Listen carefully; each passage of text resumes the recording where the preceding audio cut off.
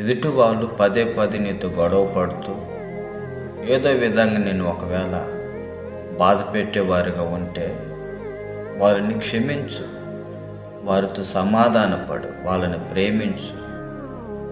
ఎవరైనా నిన్ను చూసి ముఖము త్రిప్పుకొని వెళ్ళిపోతావు అంటే పలకరించు, బాగున్నావని అడుగు, కుదిరితే వందనాలు చెప్పు. ఇలా ఎదుటివానితో ప్రేమ లేకుండా, సమాధాన పడకుండా, ఎదుటివానిని క్షమించకుండా నేను ప్రభు సన్నిధికి వెళ్ళి ఆయనని స్తుతిస్తాను, లేక ఆయనని ఆరాధిస్తాను, ఆయనని ఘనపరుస్తానంటే దేవుడు ఒప్పుకోడు. బైబిల్ సెలవిస్తుంది, నువ్వు బలి అర్పించేటప్పుడు నీ మీద లేక ఎవరికైనా నీకు వాళ్ళకి గొడవ జరిగి మనస్పర్ధలు ఉంటూ అవన్నీ కూడా మనసులో పెట్టుకొని ఆయన సన్నిధికి వచ్చి నువ్వు ఆరాధిస్తానంటే ఒప్పుకోవడం. మొదటిగా వెళ్ళి నీ సహోదరుడితో సమాధానపడు.